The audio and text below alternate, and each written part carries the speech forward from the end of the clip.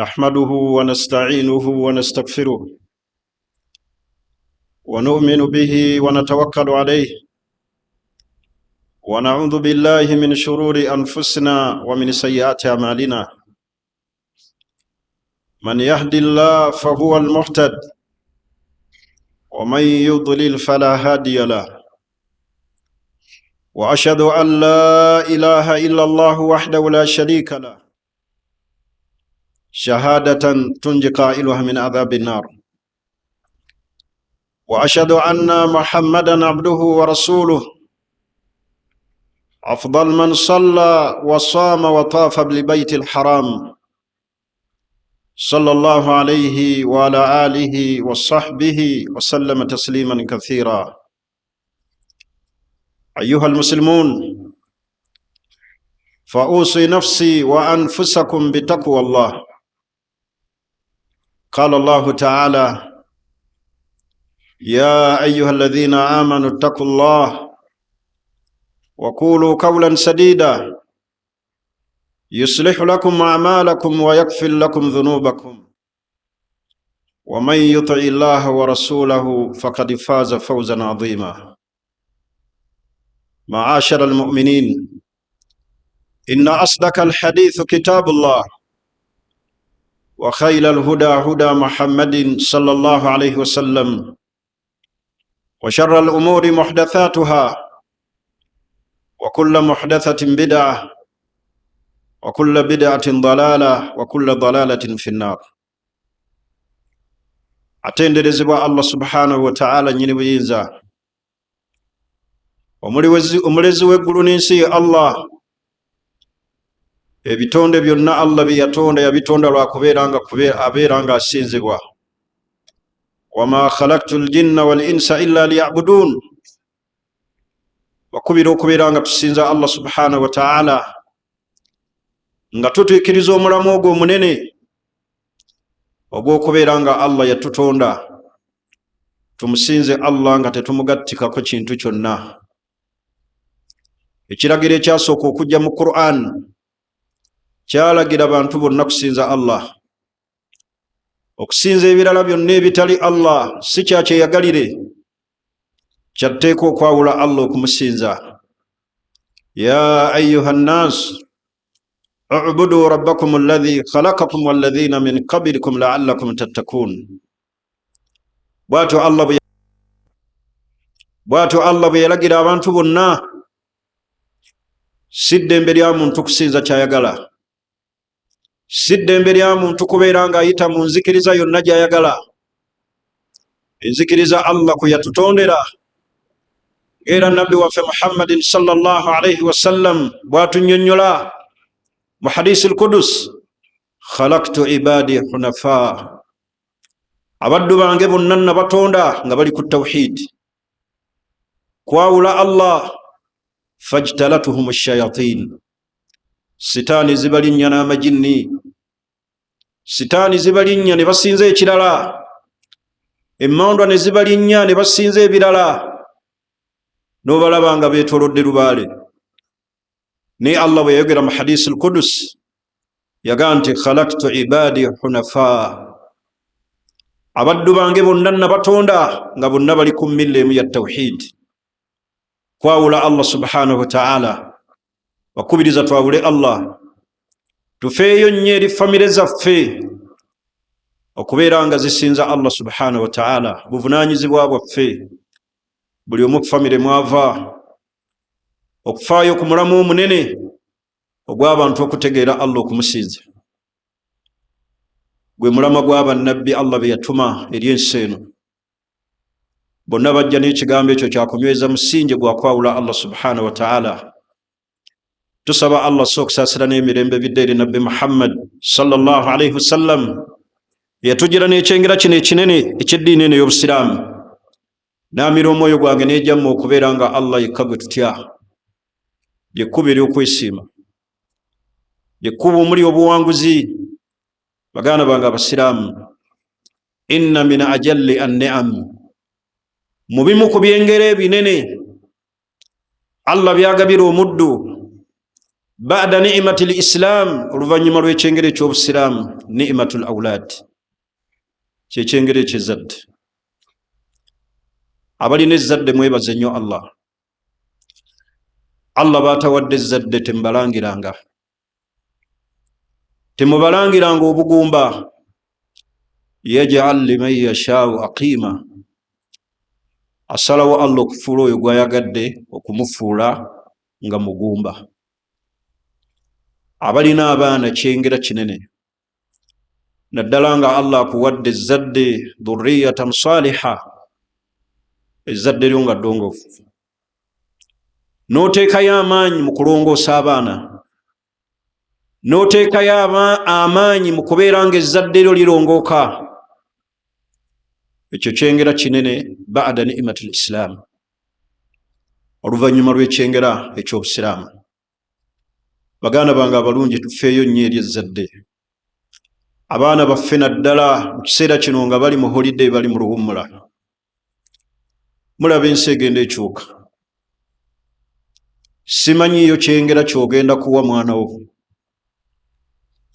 oluvanyuma lw'okubeera nga omunywereza ku busiraamu, ku generation eno kwe tuli, ng'okumutaasa omuyaga ba agenti ba shayatin. baganda bange abasiraamu, tutaase ezzadde lyaffe mu kusima emisingi emirungi eminywevu mu kuliwonya ba agenti ba shayatin n'omuyaga gwonna oguli ku nsi. bajjudde ku social media, bajjudde mu maka gaffe kennyini, ku TV zennyini ze twegulira.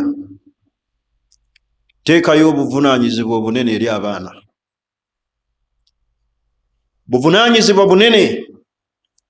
Allah subhanahu wa ta'ala bwakutise era bwagenda okubuuza ku lunaku olw'akhira. yakulu Ibn al-Qayyim al-Jawziyya alayhi rahmatullah, yagamba Ibn al-Qayyim, yagamba nti sayus'alu al-walid an waladihi, omuzadde yagenda okusooka okubuuzibwa oluberyeberye ku mwana we nga tebannaba kubuuza mwana eri muzadde. omuzadde yagenda okusooka okubeera nga bamubuuze eri ezzadde lye yazaala, ng'omwana tebannaba kumubuuza neeyisaayo eri muzadde, bagenda kusooka kubuuza gwe omuzadde. ansa zaffe ziribeera ki nga tulagajjidde eri ezzadde litamanya nti Allah subhanahu wa ta'ala agenda tubuuza ku lunaku olw'akhira ku baana. tusime emisingi eminywevu eginyweza abaana baffe Allah baatuwadde, abatabalina amaziga gabayitamu buli kiseera, abatafunye baana beegomba senga babalina. abamu balaba batambula ne bagenda ne ku mayumba awaterekebwa abaana ne babagula basobole okubayitako maama oba taata, naye nga siwe. laba ate Allah gwawadde ekyengera ekinene n'akigayaalirira. temugayaalirira baana, Allah agenda batubuuzaako ku lunaku olw'akhira. emisingi etulina okunywereza ddala mu baana, omusingi ogusookera ddala ogusobola obbawonya omuyaga gwa shayatin, emiyaga gyonna egy'aba agenti ba shayatin, gharsul aqida fi nufusihim, kwe kuteeka enzikiriza entuufu mu mitima gy'abaana. omusingi ogwo abazadde abasinga tugugayaaliridde. baganda bange, tuteeke mu baana baffe be tuzadde bonna, abaana ab'obuwala n'abaana ab'obulenzi, okubateekamu enzikiriza entuufu. Lukumaani, Allah gwatunyumizako mu Qur'ani y'ekitiibwa, yali omusajja omulongoofu, yasima omusingi omunywevu. senga naffe gwe tusima eri ezzadde. Allah okutunyumiza Lukumaani mu Qur'ani y'ekitiibwa n'aweewa n'erinnya lya ssuula nnamba eyitibwa suratu Lukumaan, mulimu ekyokuyiga ekinene eri abo Allah bawadde abaana. wa idh qala Luqmanu liibnihi ya bunayya la tushriku billah inna ash-shirka la dhulmun adhim. Allah atugamba nti mujjukire Luqman bwe yatuuza omwana we ezzadde lye n'amugamba nti ya bunayya, mwana wange, la tushriku billah, togattikanga ku Allah, inna ash-shirka la dhulmun adhim, shiriki bulyaza amaanyi obunene obusembayo okubanga bwe bunene. Luqman yasima omusingi ogwo omunywevu eri ezzadde. Abaana baffe tubateekemu enzikiriza entuufu etaliimu kusinza lubaale. Abazadde ffe kennyini twonoonye enzikiriza z'abaana okubatwala mu kumanyagana, wallahi okutaliimu nzikiriza, ne tubatwala bamanyagane mu famire ejjuddemu okusamira, nga ffe kennyini tubeetikka ne tubatwala mu nnyimbe. Ewabeerawo eyazadde abalongo mu famire ne tubeetikka. Akris al-aqida fi nafsi awladik, teeka enzikiriza entuufu mu mutima gw'omwana wo. La takunu haddaman, leka kubeera muzadde amenya enzikiriza agituddeko ali mu kugisaanyaawo. Naye Luqmani bwe yali asima omusingi ogwo eri omwana we yamuyita bilutfin, n'eddoboozi eririmu okulumirira omwana. N'ategeera nti akabenje akanene ak'okwonoona omwana ono kagenda kuva mu nzikiriza. Kyava yakuutira omwana we ebigambo ebyali ebiyitirivu. N'amugamba nti ya bunayya la tushiriku billah, mwana wange togattikanga ku Allah. Luqmani okugamba omwana yasooka kukyegamba. Naawe kennyini omuzadde sooka okyetuuzeemu okyegambe, otegeere khataru shiriki, akabenje akali mu shiriki. Allah teyatulengeze. Innahu man yushriku billah, yenna aligattika ku Allah, kaabaani olaba Allah yabooninga bannabbi mu Qur'ani. Innahu man yushriku billah, yenna, haza min alfaadhi al-umum, faqad harrama Allahu alayhi al-janna. Tagenda Allah mutunuulira oba wannono oba wa byabufuzi oba wa byabuwangwa, kaabeere nabbi. Innahu man yushriku billah faqad harrama Allahu alayhi al-janna, yenna agattika ku Allah, Allah yaharamisa kuyeyaziiza okuyingira ejjana. Wamawaahu an-naar wama lidh-dhaalimiina min ansaar, obuddiro bw'abashiriku bonna si bulala muliro. Olwaleero ebikolwa ebya shiriki bye byonoonye ensi eno, okuyiwa emisaayi gy'abantu.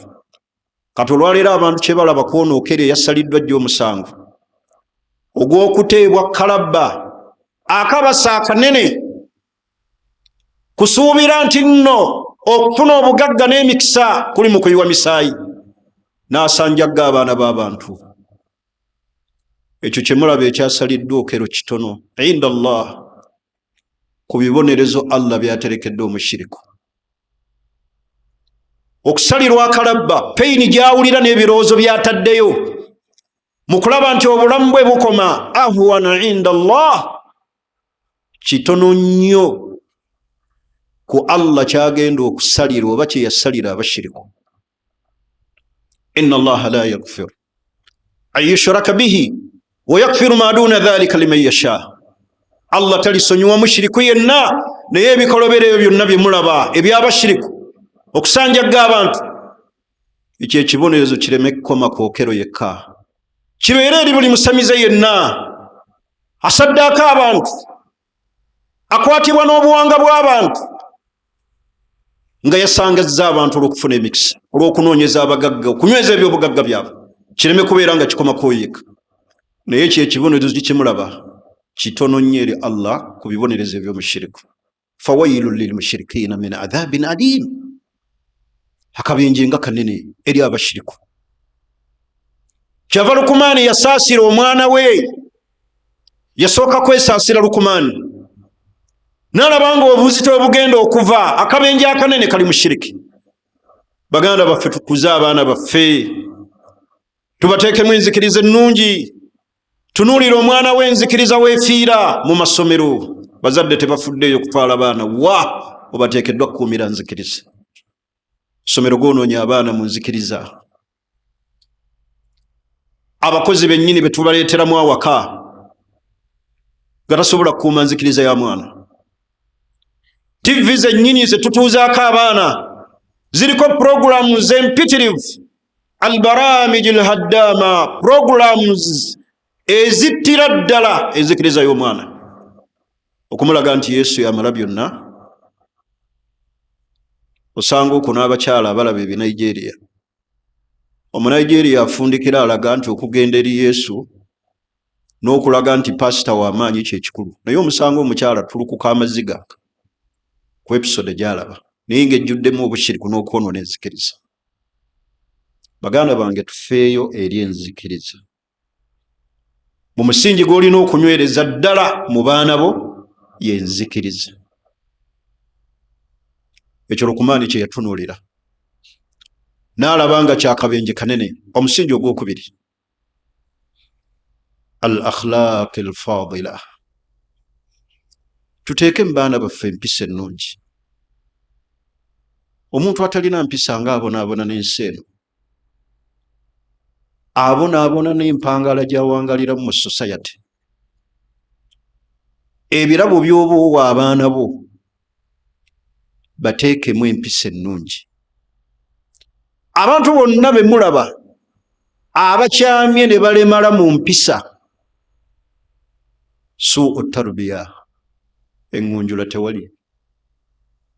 Bannanga, omuntu atalina mpisa attunka n'ensi eno, tasobola kuwangaalira mu society. Naye omuntu alina empisa ennungi buli wabeera afiitingawo. Abaana baffe tubateekemu empisa ez'okumanya ababasinga, ez'okumanya abantu abakulu, ez'okumanya abamanyi. Abaana baffe babeeremu n'empisa eziwangaala mu bantu. Mulaba abawemuzi abali ku mitimbagano egy'enjawulo.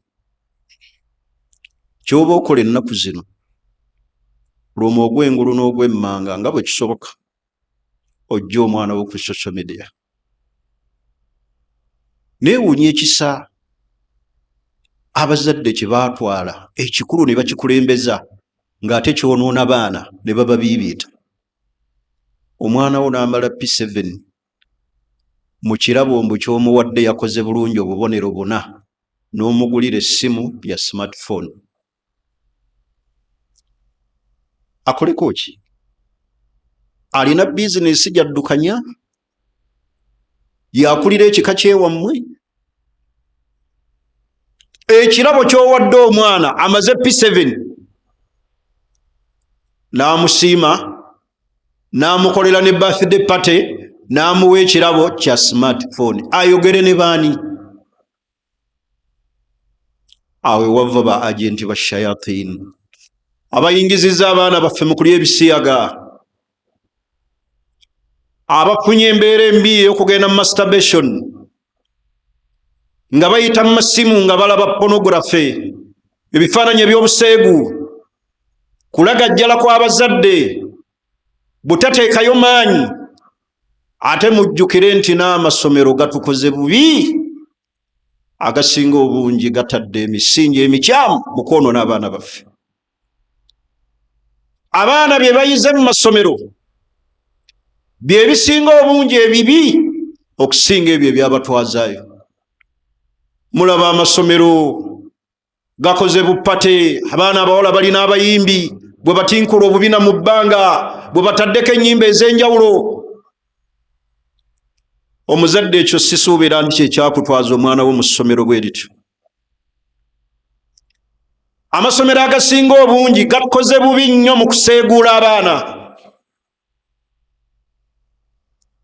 Babalaga nti abayimbi kyekikulu. Bane tuteeka omusingi omunywevu mu baana, nga ze mpisa n'okulwanyisa abaana baffe okubajja ku social media. olwagalirizo olwo olwonoona abaana lukyamu. Abazadde abaatusookawo si lwe baalina, naye ffe ab'ennaku zino tulina olwagalirizo olwonoona abaana. Sanga omuzadde ng'atuuyana, atuuyanira ne mu haramu, asanyusa omwana. Yayoyezza KFC, yayoyezeza Java, ayoyezza. Muzadde ne yeetala n'atuuka n'okugwa mu mabanja. Ayagala amukolere birthday, omwana asanyuke. Omubuuza akiika wagimala? Baganda bange, olwagalirizo olwonoona abaana lugenda kubalemesa okweŋŋanga obulamu bw'ensi eno. Ensi eno ekyuka ate enzibu, ate ekyeyongera okubeera enzibu. Bye tulabako kati mu buzibu bwayo kikyali kituuza. Obulamu bukaluba obw'ensi, naye ate obulamu bwa jahannama buzibu, gwe musingi gw'otadde mu mwana. Abaana baffe okubaagala si kibi, naye olwagalirizo olwonoona abaana luli haramu. Olutuuse n'okulaga abazadde nti batiitiza eri abaana. Baganda bamuteeke emisingi eminywevu eri abaana. Aqulu qawli hadha wa astaghfirullahi li wa lakum wa li jami'il muslimina wal muslimati min kulli dhanbin fastaghfiruhu wa tubu ilayhi innahu huwal barru wa huwa tawwabul karim.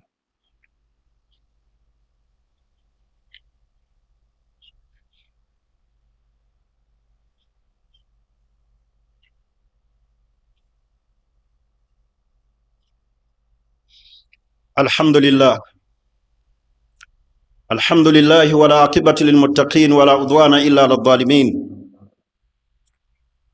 Ziramu okuutira omwoyo gwange n'egyammwe okubeera nga tutya Allah subhanahu wa ta'ala. Baganda bange, Allah bawadde abaana tuteekeyo amaanyi. Allah agenda tubuuza ku kyengero eky'abaana, agenda tubuuza ku kyengero eky'ezzadde. Okugunjula omwana buvunaanyizibwa, okugunjula omwana mulimu, gugenda nakuyingisa ejjana. Obutagunjula mwana ku musingi munywevu n'olaga jjala, kigenda kukusimira omusingi ogw'okuyingira omuliro. Baganda bange, okukuza omwana, parenting, mulimu gwennyini ogwetaagisa amaanyi n'ebirowoozo. Omusingi ogwokusatu, abaana baffe tubawe obudde twogereko nabo. Alhiwaaru baina alwalidaini ma al aulad, wabeerewo conversation, okusemberagana wakati w'abazadde n'abaana. Abaana bo basembeze osobole okwogera nabo, otegeere biki bye balowooza, oba wabule ku ndowooza enkyamu. Naye abazadde tusuddeyo ennyo gwa naggamba, abaana tetukyabawa budde. Okukola kutufuukidde nnyo, okwagala okukola. Tuzuukuka mu matumbi tuddayo kiro nga tulabye na ku baana. Olwo n'emutweko gw'abazadde nga tebamanyi baana baabwe. Yazaala omukyala n'agenda n'omwana, ali eyo awulira nti alinayo omwana. Muzadde afaanana bw'atyo. Allah gwe yatikka obuvunaanyizibwa bw'agenda omubuuza agenda kufaanana atya ku akhira.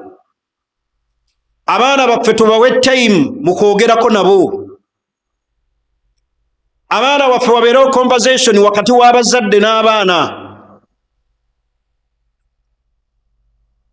Anaasuulirira ebiseera okubiwa abaana n'abalekera ba agenti ba shayatin. Sitaani egenda okwonoona omwana wo, teyeetaaga transport, teyeetaaga visa. Ebiseera ebisinga ate ffe kennyini tuteekamu ne ssente saitwani ensembere bulungi, n'ogula data, omwana abeere ku kitimba. Baganda bange, mutunuulire obulagajjavu bwe butyo. Omusingi ogwokuna nga mmaliriza khutuba eno, dua kwe kusabira abaana, dua ussalah wal hidaya. Abaana baffe tubasabire nnyo dua ey'okubaluŋŋamya, ey'obulongoofu buli kiseera bw'obeera mu swala sabira ezzadde. Rabbi habli min as-salihin, Allah mpe ezzadde eddongoofu. Rabbana hablana min azwajina wa dhurriyatina qurrata a'yun waj'alna lilmuttaqina imama. Izo dduwa za Qur'ani Nabbi Ibrahim yagisoma. Ibrahim yatuuka n'okusoma edduwa, Rabbi wajnubni wa baniya an na'buda al-asnam. Allah wange nkingiriza n'ezzadde lyange okubeera nga tusinza lubaale. Baganda bange musabire abaana, abazadde b'omulembe guno mufo ky'okusabira ennyo abaana, basinga ate kubakulimira kubanga talina kyamuwadde, kubanga mbutafuddeeyo obulamu bw'omuzadde. Tewazaala mwana ng'osuubira mu kulabirira. Naye osanga abazadde mu kifo ky'okusabira abaana baabwe du'a us-salaha wal hidaya, babasabira obulungamu obulongo, wabula basinga bakulimira. Nja kukulimira, nja kukuzaalukuka, kisiraani ggwe wansala, natunda n'ekibanja kyange nkusomese, siina kye nkufunyemu. Labye bw'oba okyafaanana bw'otyo. Abaana baffe tubajje mu bikolimo. La'anu al-mu'minu ka qatlihi, yagamba Nabbi nti okukolimira omukkiriza obanga amusse. Bameka olwaleero abazadde aboogedde ebigambo ebibonyezabonyeza ezzadde lyabwe mu bulamu buno obwezi, ng'abaana b'eŋŋanga edduniya eno okubanga tebatambulira bulungi olw'edduwa zammwe embi enkambwe ezirimu ebikolimo, obutasiima. Omuzadde n'asaba omwana we ssente mu mbeera ey'okumutulugunya nga bw'ataddeko n'amaziga g'enkaabye gano. Omonyezabonyeza nakulabirira, naawe abaana bo baligga kkaabya. Ya Rabbi, abazadde b'omulembe guno kiki okukolimira abaana? Osaba ssente otaddeko n'amaziga, osaba ssente owerekerezaako n'ebigambo by'okkolima. Nfo ky'okusabira abaana du'a us-salaha wal hidaya, Allah abalungamye abalongooseza obulamu bw'ensi eno. Avunaana abaana butamulabirira, yeerabidde nti naye teyalabirira kitaawe. Al-jazaa'u min jinsi al-amal, Allah tusasula okusinzira kye tukola. Labirira bazadde bo, abaana bajja kukulabirira. Abaana balina kukulabirira mu mukwano, so si mu mbeera ya force. Abazadde olwaleero ennaku zino balinga basirikale bano aba enforcement. Njagala ssente, njagala ssente. Basala mwezi ku mwezi, wiiki ku wiiki, njagala ssente, njagala ssente. Abazadde tebakyalinayo lulimi lulungi lusabira abaana baabwe edduwa nnungi, wabula kigambo kimu ssente. Awatali ssente nja kukuzaalukuka, nja kukukolimira. Baganda bange, du'a bannabbi ze baasabira ezzadde zaali za bulongoofu. Nabbi yekka Yakubu yasabira abaana b'edduwa ennungi, naye nga baamutuusa wazibu, baamukaabya amaziga, nga bamugambye nti basse muganda waabwe Yusufu, ne muganda wa Binyamini n'agoberera n'asigalayo. Yakubu yakaaba n'atuuka n'okuziba amaaso, naye nga baana be bakimutuusizzaako olw'ensaalwa gye baali balina eri muganda waabwe Yusufu. Naye ku nkomerero, nga Yakubu amaze okuzuula omwana we waali, abaana be babiri abalabye, yasabira abaana be Allah okubasonyiwa. Era abaana beetonda eri kitaabwe ne bamusaba taata waabwe abasonyiwe. Yakubu teyalonzalonza, yabagamba sa astaghfiru lakum rabbi, ngenda basabira eri Allah basonyiwe. Naye omuzadde waawana omala kuliwa okusonyiwa, kola ekijjulo, ngulira ente, ngatte embuzi, ngulira kade. Subhanallah. Aina du'a ul hidaya was salah. Baganda bange, edduwa y'obulongoofu eri abaana baffe ziri ludda wa? Tusime emisingi eminywevu eri abaana, kubasabira edduwa. Abaana baffe tubasabire edduwa, tubanyweze ku nzikiriza, tubalage eddiini obusiraamu nti eddiini Allah gye yatulondera ffenna. Abaana baffe tubajje mu mikono gy'abantu abakyamu, tobasindika kuwummula wa muntu gw'omanyi nti enzikiriza yembi kabeeremu nnyoko. Lwaki obasindika ewa ssenga waabwe asula mu night prayer? Lwaki obasindika ewa jjajja waabwe ng'essabo liri mmanju? Abaana baffe tubeere nabo, tuyingire ne mikwano gyabwe emirungi. Ani mikwano gy'abaana bo be baani batambula nabo? Ayogera ne baani ku masimu? Baganda bange abasiraamu, tufeeyo eri ezzadde. Bakubiriza nti ezzadde Allah lyatuwadde kyengera kinene. Maliriza ebigambo byange nga mbakubiriza tudde eri Allah. Ekiseera kino kye tulimu, tuli mwezi gwa Dhulqaada, kugimu ku myezi egy'emizizo. Muyitirizeemu okukoleramu emirimu emirungi. Tulinayo ibaada ennene ejja mu maaso awo, yo ibaada ey'okusala ebisolo. Beera n'enniya ennungi nti ogenda kusala. Teekamu enniya ey'okusala dhuhiya. Abagenda e Makka bafeeyo nnyo okusoma amateeka aga hijja, baleme okwonoona hijja zaabwe. Abagenda okusigala wano tufeeyo nnyo okulaba nga tulongoosa mu kukola ibaada ez'enjawulo. Ennaku 10 oziyingira, tusiibe tukoleremu ibaada. Tusale ebisolo. Eyo osanga omuntu wano ebirowoozo bye alowooza baani bagenda okusaba dhuhiya. Tuwandikire abatake, tuwandikire ekitongole ky'eguudi, sonda ssente z'osala ekisolo. Mulimu empeera nnene. Naye omuntu n'atuuka n'okujja mu swala eya Yidi ng'akaveera ka guliini kamuli mu nsawo, ateeze bagenda kusala bamuteeremu ennyama. Sala embuzi, sala endiga, weegatte ku nte ne banno. Beera n'enniya ennungi, onoonya mpeera. Naye gwe n'ojja mu Yidi n'obuveera bwa guliini mu nsawo, mu kanzu yo. Bwe naalaba abasala, mbakwatireko amagulu, mbayambeko mu kubaaga, bampe ku nnyama. Enniya ennungi tuzitegeke okuva kati. Osobola okusala dhuhiya. Kyeteekemu nti nsobola. Tweteekamu kiri nti bajja kutuwa, naye weeteekemu enniya nti nsobola okusala dhuhiya. Tuli mwezi ku myezi egya Muharram.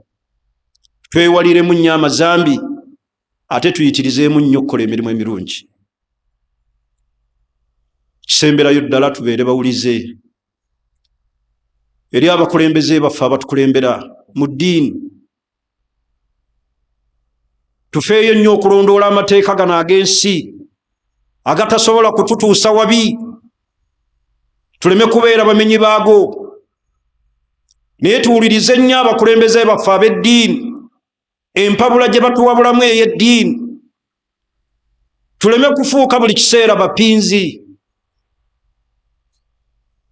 Abantu abatalina bukulembeze bonna bwe bakulembera, Shaitaani ye bakulembera. Naye tuteeyo okubeera abawulize. Era tukole nnyo emirimu gy'eddiini mu kuyamba okuyimirizaawo nga wakufu nga zino, okuzimba emizikiti, okuyamba ku programs ezibeera ku mizikiti. Weetabeemu. Onoonya jjana ya Allah gye tunoonya ya bbeeyi, egulwa na mirimu. Baganda bange, kwakira teriyo bya bwereere, kwakira teriyo bya kiyaaye. Kwakira muntu kukola, teeka amaanyi ku mirimu gy'akhira. Inna sa'yakum sawfa yura. Okutabakana kwammwe Allah agenda kukubalaga. Kuno ku dunia kosobola okufuna ebyobwereere, naye kwakira teri bya bwereere, kwakira teri bya kifere. Abantu bafeza abantu bafuna ssente, winaga nti yakubye omuzungu emitwalo 3 ejja dola. Kwakira teri bufere. Ogenda kuyingira ejjana nga Allah alina kwasinzira amaanyi ge wateekamu. Ala inna sil'ata Allahi ghaliya. Yaga nti nabbi ekyebbeeyi kya Allah kyabbeeyi, ekyettunzi kya Allah kyabbeeyi. Ala inna sil'ata Allahi aljanna. Ekyettunzi kya Allah si kirala jjana. Jjana ya Allah si ya bwereere. Inna sa'yakum sawfa yura thumma yujzaahu aljazaa alawfa. amale Allah abasasula empeera ennene kubanga mwatakabana ku dunia kusubira ebyobwerere. Omuntu asobola okusanga onakuwa omutwalo nakuwa emitwalo ebiri nga tolina nekyokoze, naye ku akira teri byabwerere. Kukola arrahatu fil akhira, okuwummula kwa akhira, huna taabu wal mashaqqa, kuno ku dunia kutawaana. Sala, saddak, soma Qur'an, zukuka ekiro, emirimu gya Allah gyakufungiza. Ekyo Allah kyatugaa nti inna sa'yakum sawfa yura, kukola kwammwe mugenda kulaba, Allah ajja kubalaga. Bane ku akhira teri byabwerere. Eddunia kosobola okufunira ebyobwerere n'ebyekifere, ku akhira teri bufere. Saba Allah tuyingize ejjana, tuteeke mbaddubayi bagenda okusiima, atwanguyiza obulamu bw'ensi n'obulamu bwa akhira. Inna Allaha malaikatahu yusalluna ala nabi ya ayyuhalladhina amanu sallu alayhi wa sallimu taslima. Allahumma salli ala Muhammadin wa ala ali Muhammad kama sallaita ala Ibrahim wa ala ali Ibrahim innaka Hamidul Majid. وارض اللهم عن أربعة الخلفاء المهديين هم أبو بكر وعمر وعثمان وعلي وجميع الصحابة رضوان الله عليهم أجمعين. اللهم اعز الإسلام والمسلمين وأذل الشرك والمشركين ودمر أعداءنا وأعداء الدين. اللهم انصر من نصر دينك واخذل من خذل عبادك الموحدين. اللهم آت نفوسنا تقواها وزكيها أنت خير من زكاها أنت وليها ومولاها. اللهم كما جمعتنا في هذا المسجد فجمعنا في جناتك الفردوس إنك ولي ذلك والقادر عليه. بسم الله الرحمن الرحيم. والعصر إن الإنسان لفي خسر إلا الذين آمنوا وعملوا الصالحات وتواصوا بالحق وتواصوا بالصبر. وصلى الله وسلم والحمد لله رب العالمين.